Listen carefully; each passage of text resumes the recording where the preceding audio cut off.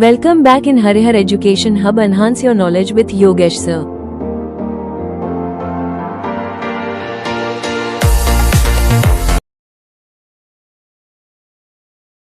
Hello everyone, this is Yogesh Kumar Sharma and welcome back in Harihar education hub.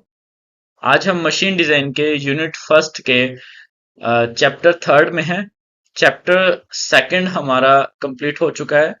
आपने chapter first और second को अगर नहीं देखा है तो आप प्लीज उसे विजिट करो और उससे नॉलेज गेन करो। आज हम जो चैप्टर थर्ड लेके आए हैं उसका नाम है डिजाइन कंसंट्रेशन। डिजाइन कंसिडरेशन जो है ये तीन टॉपिक है आपके सिलेबस में। सो वो टॉपिक इस तरह से है कि सबसे पहले हम पढ़ेंगे जनरल डिजाइन कंसिडरेशन। सबसे पहले आपके पास आ जाएगा जनरल जनरल डिजाइन कंसिडरेशन, फिर उसके बाद selection of material. And selection of material जो है वो ऐसे डायरेक्टली पूछा जा सकता है कि write down the selection of material, और ये पूछा जा सकता है कि write on the criteria how material they selected. Last हमारे पास टॉपिक रहेगा codes and standard, BIS standard. So इन तीन टॉपिक के बारे में आज डिस्कशन करेंगे। एंड ये सभी क्वेश्चन जो हैं वो आपके शॉर्ट टर्म क्वेश्चंस के बेस पे आते हैं, एग्जाम में आते जरूर है।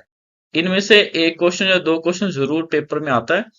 वो या तो 1 नंबर का आएगा या फिर 2.5 नंबर का आएगा, नहीं तो 4 नंबर का आएगा। लॉन्ग टाइप तो नहीं बनता इसमें, और शॉर्ट टाइप क्वेश्चंस इसमें से बनते हैं।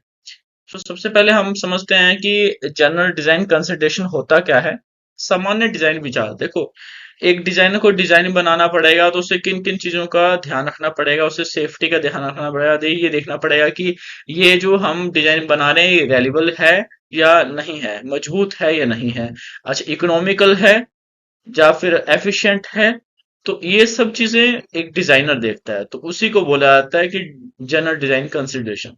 So general design consideration are the important factors that must be taken into account while designing a machine, जब मशीन को बनाया जाएगा, और मशीन एलिमेंट, जब मशीन के एलिमेंट बनाए जाएंगे। These consideration ensure that, क्या इंश्योर करता है, ensure that machine is safe, machine जो है वो सेफ रहेगी, रेलेबल है, इकोनॉमिकल काम करेगी, एंड एफिशिएंटली वो काम करेगी ड्यूरिंग ऑपरेशन, जब ऑपरेशन उसमें किया जाएगा।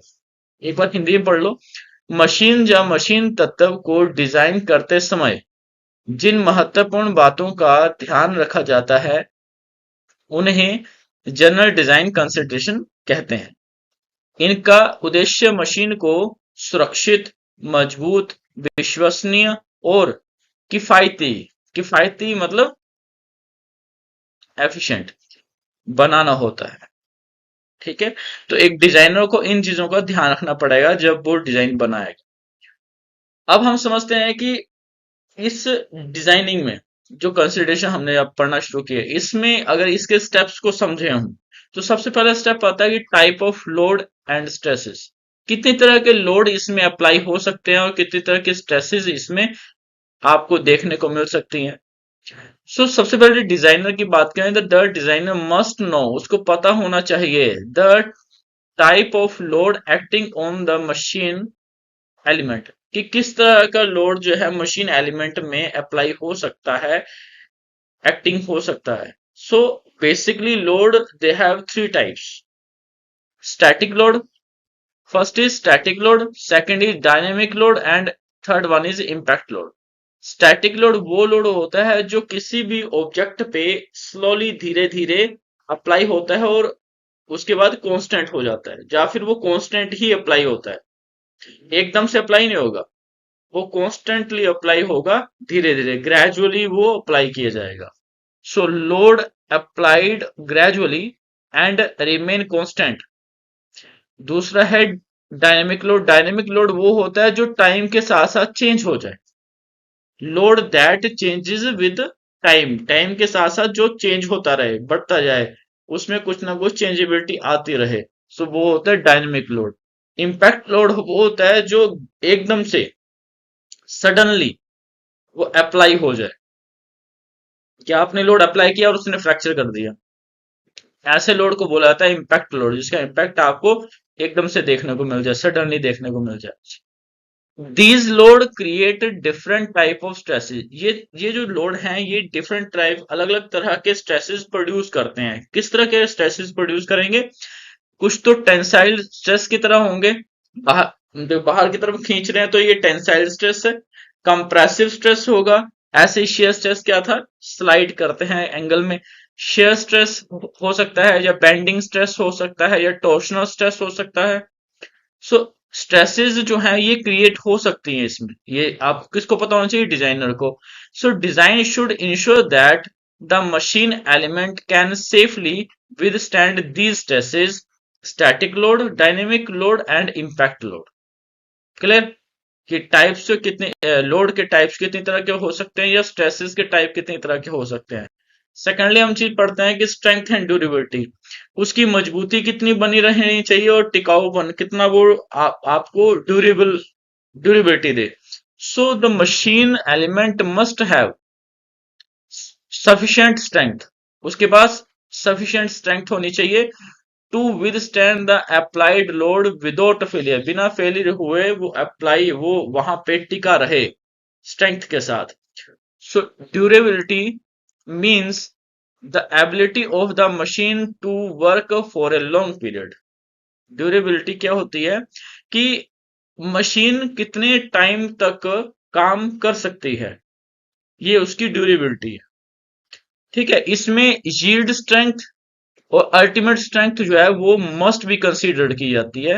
एंड फटीग फेलियर जो है शुड बी अवॉइडेड, उसको अवॉइड करना पड़ता है। फटीग आपको मैं पहले पढ़ा चुका हूं, जिनको नहीं पता है वो एक बार वो वीडियो देखें। सेकंड चैप्टर में है हमारी, ये शायद थर्ड वीडियो है फटीग की। सो आप उसको एक बार देखेंगे फटीग होता क्या, और पेपर में फटीग से रिलेटेड क्वेश्चन जरूर बनता है।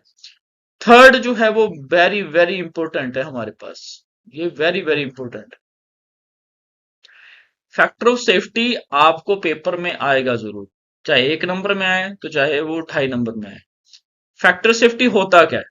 देखो कि हमने मशीन में जो वास्तविक स्ट्रेंथ लगानी है वो ज्यादा शक्ति प्रदान करे आपको, मतलब ज्यादा स्ट्रेंथ प्रदान करे, तो वो क्या क्या उसको कौन उसको अप्लाई करके देगा या किसके थ्रू पता लगेगा?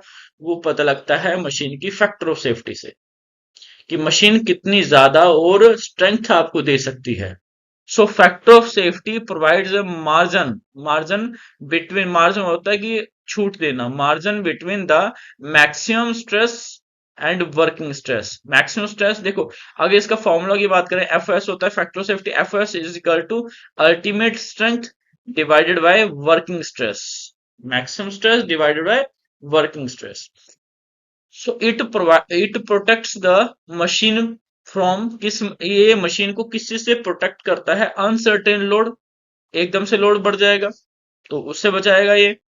मटेरियल को जो डिफेक्ट्स आएंगे उसके लिए उससे बचा देगा। एंड मैन्युफैक्चरिंग एरर, जो मैन्युफैक्चरिंग में एरर आएंगे उनसे भी ये बचाता है फैक्टर ऑफ सेफ्टी। ठीक है, नेक्स्ट हमारे पास है फ्रिक्शन अवेयर। फ्रिक्शन क्या होता है? घर्षण। अगर मैं इस हाथ को रब कर रहा हूं तो ये, अगर हाथ गर्म हो रहा है तो due to the friction. And wear होता है कि अगर कोई चीज बार बार अप्लाई हो रही है, बार बार आप उस किसी टूल को अगर बार बार यूज कर रहे हो, बार बार यूज कर रहे हो, तो वो एक टाइम आने पे वियर हो जाएगा, मतलब घिस जाएगा। तो घिसाव को बोलते हैं वियर, और घर्षण को बोलते हैं friction. So moving a part, जब पार्ट मूव कर रहा है, moving a part of machine, machine का पार्ट जो मूव कर रहा है, एक्सपीरियंस फ्रिक्शन, एक्सपीरियंस, उससे क्या क्या एक्सपीरियंस मिलेगा? एक फ्रिक्शन का, और वो कॉज हो सकता है वियर का, कारण भी बन सकता है वियर का, मतलब घिसाव का। सो टू रिड्यूस फ्रिक्शन, अगर आपको फ्रिक्शन रिड्यूस करनी है तो क्या चाहिए? Proper lubrication is used. Lubrication क्या होती है? चिकनाहट देने वाला कोई पदार्थ। सो प्रॉपर लुब्रिकेशन, या लुब्रिकेशन आप बोल सकते हैं, जिससे आपकी जो मटेरियल की या मशीन की लाइफ जो है वो ड्यूरेबिलिटी जो है वो ज्यादा हो जाए, बढ़ जाए। So proper lubrication is used, suitable material are selected and smooth surface finish is provided। ठीक है, मशीन के चलने वाले भागों में घर्षण होता है जिसे घिसाव बढ़ता है, उसको क्या बोलते हैं? घिसाव बढ़ना। सो इसलिए जो डिजाइन डिजाइन करता है बंदा, डिजाइनर जो होता है, में घर्षण को कम करने के लिए उपयोग किए जाते हैं। तब घर्षण के लिए इसको उपयोग किया जाता है। किसको उपयोग किया जाता है? आपके लुब्रिकेशन को। सो वो जो चीज है इसको हम और डिटेल में अब पढ़ते हैं फिफ्थ पॉइंट में कि लुब्रिकेशन होता क्या है। So lubrication is necessary to reduce friction, friction को कम करने के लिए, वियर घिसाव को कम करने के लिए, हीट को रिमूव करने के लिए, increase life of machine, machine की लाइफ को बढ़ाने के लिए, and proper lubrication system must be provided in the design.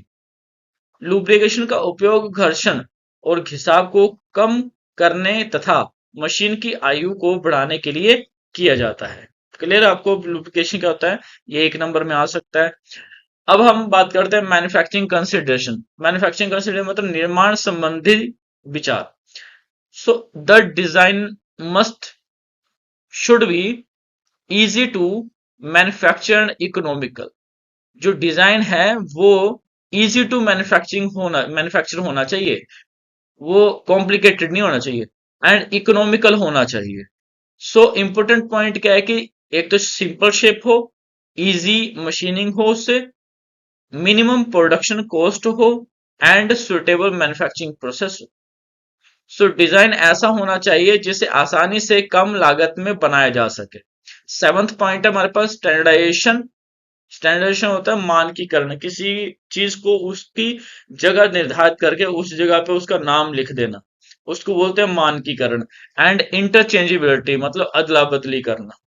So use of standard part help in, standard को आप ये समझें, किसी पार्ट को बनाने के लिए उसका जो तरीका होता है उसको बोलते हैं स्टैंडर्ड, और उसको फॉलो करेंगे तो क्या हो जाएगा? वो स्टैंडर्डाइजेशन।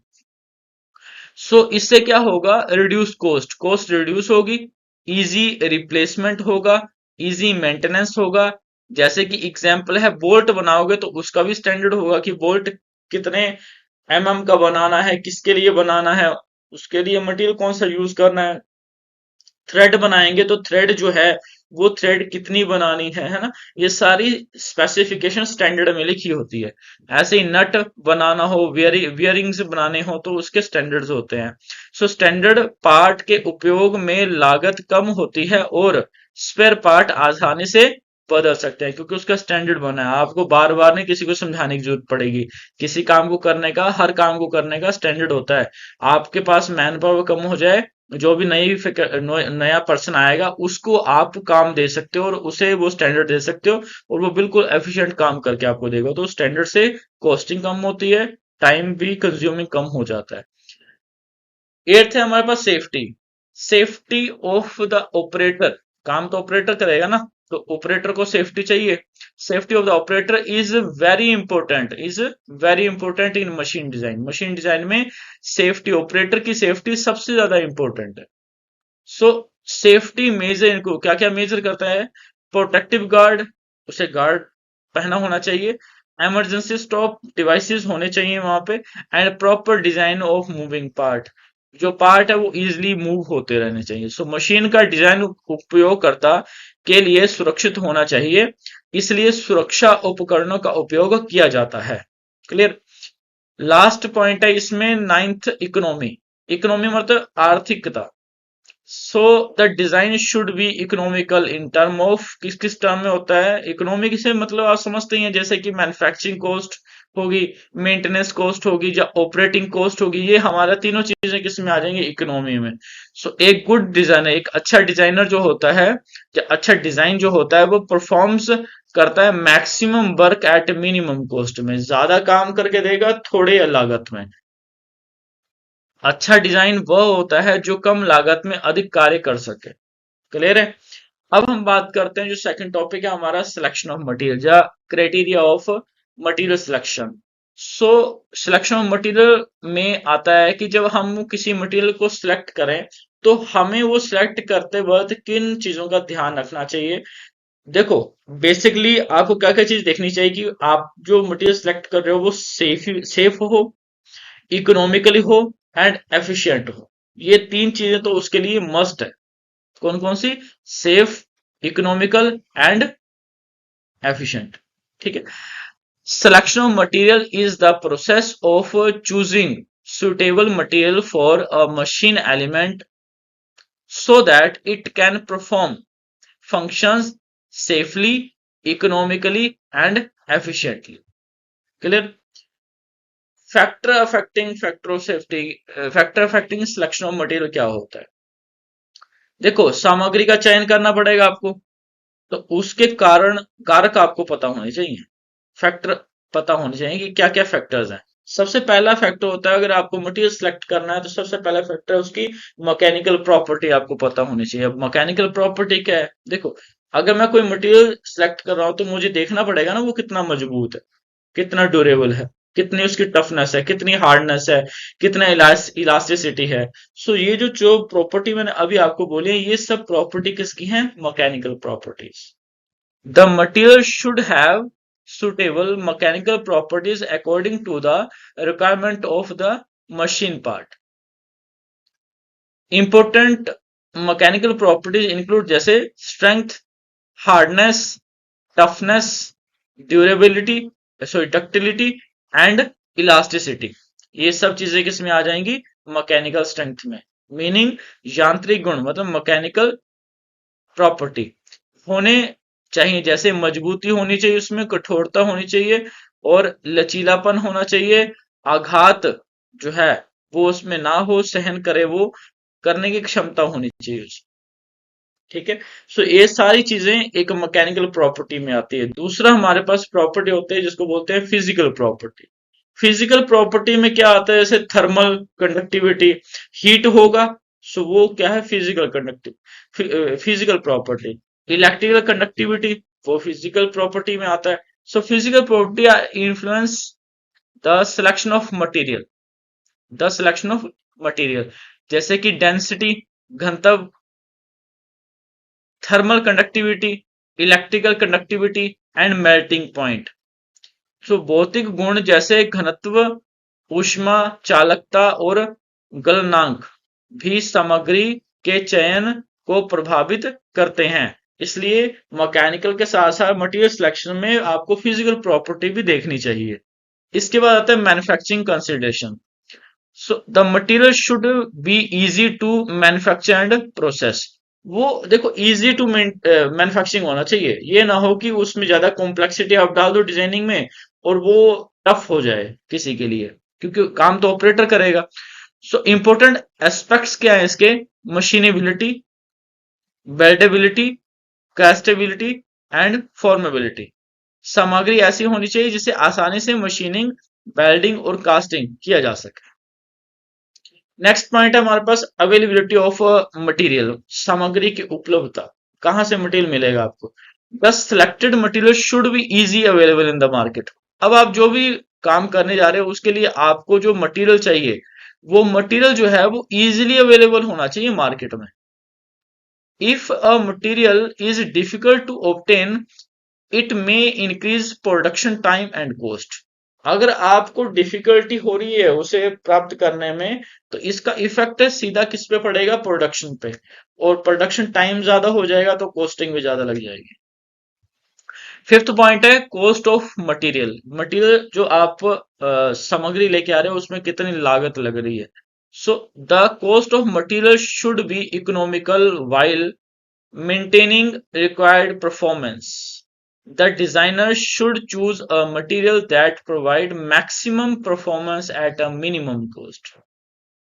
ये तो आप स्लोगन याद ही कर लो कि maximum performance at minimum cost. Industry में जॉब करोगे इसी बेस पे होती है जॉब, अदरवाइज सर्वाइव नहीं हुआ जाता। आपको ज्यादा से ज्यादा अच्छा काम करके देना है, मैक्सिमम परफॉर्मेंस देनी है और उसमें कॉस्टिंग मिनिमम रहनी चाहिए, तब प्रॉफिट काउंट होगा। अदरवाइज आप ज्यादा खर्चा कर दोगे तो उसका बनाने का कोई मतलब ही नहीं है।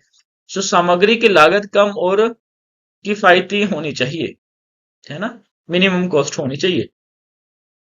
सिक्स पॉइंट है सर्विस कंडीशंस।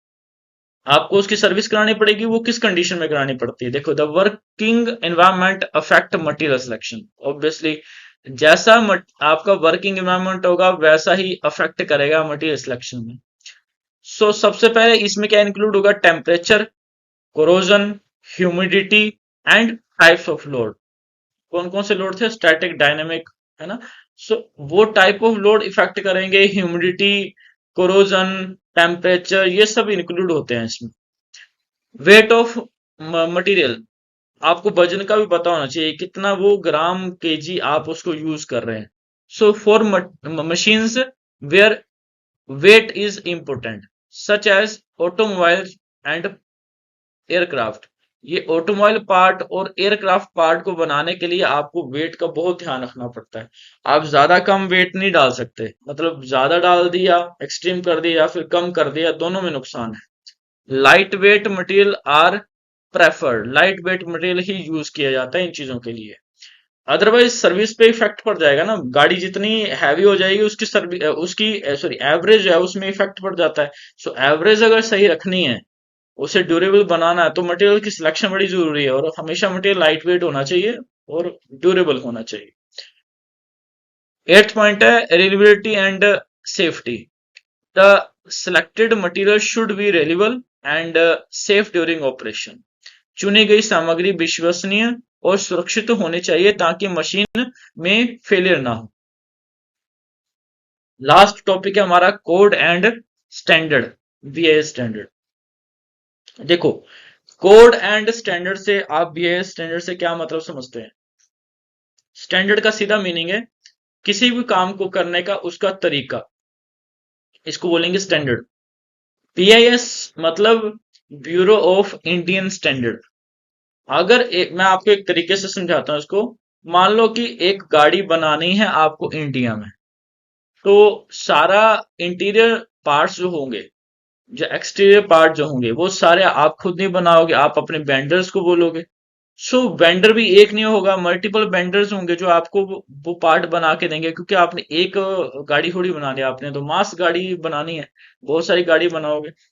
सो अलग अलग वेंडर एक जैसा ही काम करके दें आप। आपका एम क्या है कि डिफरेंट डिफरेंट वेंडर जो हैं वो काम आपको एक जैसा ही करके दें, और वो बिल्कुल सही काम करके दें। इसके लिए आप बार बार वहां तो जाओगे नहीं, आप एक को एक स्टैंडर्ड क्रिएट कर दोगे और उस स्टैंडर्ड को फिक्स कर दोगे कि इस काम को ऐसे ही किया जाएगा।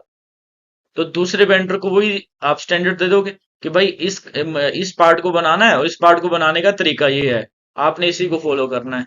सो उसमें हर चीज आपने लिखी होगी तो उसे इजी हो जाएगा काम करना, और गलती होने के चांसेस कम हो जाते हैं। इस चीज को बोला जाता है स्टैंडर्डाइजेशन। ठीक है। सो जब भी हम इंडिया में कोई पार्ट बनाते हैं गाड़ियों का, और इंडिया में ही वो यूज होगी, गाड़ी इंडिया में बनेगी, तो वो है ब्यूरो ऑफ इंडियन स्टैंडर्ड। एक होता है आईएस, उसका मतलब होता है इंटरनेशनल स्टैंडर्ड। अगर आप अब्रोड से कोई पार्ट बनाना जा रहे हो तो फिर आपको इंटरनेशनल स्टैंडर्ड पे चलना पड़ेगा, और इंडिया में हो तो ब्यूरो ऑफ इंडियन स्टैंडर्ड में चलना पड़ेगा। ठीक है। So code and standard are set of rules, specification and guidelines. Specification होती है उसमें और गाइडलाइंस होती है। Use in engineering design, engineering design के लिए, मैन्युफैक्चरिंग के लिए वो यूज होता है। टू इंश्योर, क्या क्या इंश्योर करता है वो? सेफली है, क्वालिटी है उसमें, और रिलायबल है ऑफ मशीन कंपोनेंट। ठीक है। कि कोड और स्टैंडर्ड ऐसे नियम, विनिर्देश और दिशा निर्देश होते हैं जिनका उपयोग इंजीनियरिंग डिजाइन और निर्माण में किया जाता है ताकि मशीन के भाग सुरक्षित, विश्वसनीय और उच्च गुणवत्ता वाले हों। सो एडवांटेजेस क्या है कोड एंड स्टैंडर्ड के? सबसे पहला एडवांटेज है इंश्योर सेफ्टी इन डिजाइन। ये इंश्योर करता है कि डिजाइन में सेफ्टी है। Improve quality of product, product की क्वालिटी को इंप्रूव करता है। रिड्यूस मैन्युफैक्चरिंग कॉस्ट, मैन्युफैक्चरिंग होने वाली कॉस्ट को कम करता है। प्रोवाइड यूनिफॉर्मिटी इन डिजाइन, एक जैसा ही परफॉर्म करते हैं सारे काम। ऐसा नहीं कोई पार्ट ज्यादा बन गया कोई कम बन गया साइज में, ऐसा नहीं होगा, यूनिफॉर्मली होगा। फैसिलिटेट इंटरचेंजेबिलिटी ऑफ पार्ट, आप अदला बदली आसानी से कर सकते हो किसी पार्ट की करना चाहो तो, क्योंकि स्टैंडर्ड बना हुआ है। सो अब बात करते हैं इसकी कि बीआईएस क्या होता है, ब्यूरो ऑफ इंडियन स्टैंडर्ड। देखो, बीआईएस या ब्यूरो ऑफ इंडियन स्टैंडर्ड, ये भी एक नंबर में क्वेश्चन बनता है और कई बार आ चुका है, तो बड़े ध्यान से इसकी आप स्पेलिंग के साथ इसको याद कर लो कि बीआईएस की फुल फॉर्म क्या है और ये होता क्या है। स्पेलिंग याद करना, क्योंकि गलतियां यही होती हैं। ये जो है ना वर्ड लिखा हुआ ब्यूरो, इसी में गलती होती है। So bureau of Indian standard, बड़े ध्यान से आप इसको पढ़ो। It is the national standard organisation of India responsible for developing and maintaining standards for products and services। मतलब बीएएस भारतीय मानक ब्यूरो भारत की राष्ट्रीय संस्था है जो विभिन्न उत्पादों और सेवाओं के लिए मानक निर्धारित करती है। इसमें फंक्शंस क्या हैं, बीएएस में कार्य कैसे करती है ये? सबसे पहले इसमें स्टैंडर्डाइजेशन होती है, मतलब काम करने का जो तरीका है वो स्टैंडर्ड बना दिया जाता है। दूसरा, क्वालिटी सर्टिफिकेट होते हैं इसमें। आप जो काम कर रहे हो वो क्वालिटी के हिसाब से करना पड़ेगा, ऐसा नहीं हो सकता आप क्वालिटी ना देखें। क्वालिटी सबसे पहले प्रायोरिटी होती है इंडस्ट्री में। अगर आप कोई पार्ट बना रहे हो वो सेफ भी होना चाहिए और क्वालिटी भी उसकी होनी चाहिए, तभी वो सेल होगा, अदरवाइज कोई खरीदेगा ही नहीं। टेस्टिंग एंड इंस्पेक्शन, उसकी प्रॉपर टेस्टिंग हुई होनी चाहिए और उसकी इंस्पेक्शन टाइम टू टाइम हुई होनी चाहिए, ये ब्यूरो ऑफ इंडियन स्टैंडर्ड बताता है।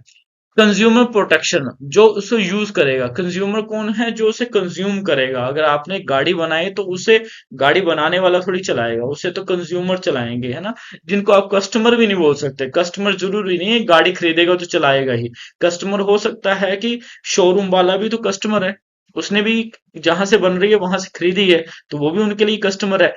तो कंज्यूमर होता है जो उसको यूज करता है। सो कंज्यूमर जो है उसके लिए प्रोटेक्टिव होनी चाहिए, हर चीज लगी होनी चाहिए जो उसकी प्रोटेक्शन से रिलेटेड हो। सो ये सारी चीजें हमारी बीएस में आ गई और हमारा इसके साथ ही चैप्टर 3 यूनिट 1 का कंप्लीट होता है मशीन डिजाइन का। So thank you very much for watching this video. Next video में मिलते हैं। Okay, bye. Thank you for watching. For more videos, visit our channel. Please like, share, and subscribe our channel.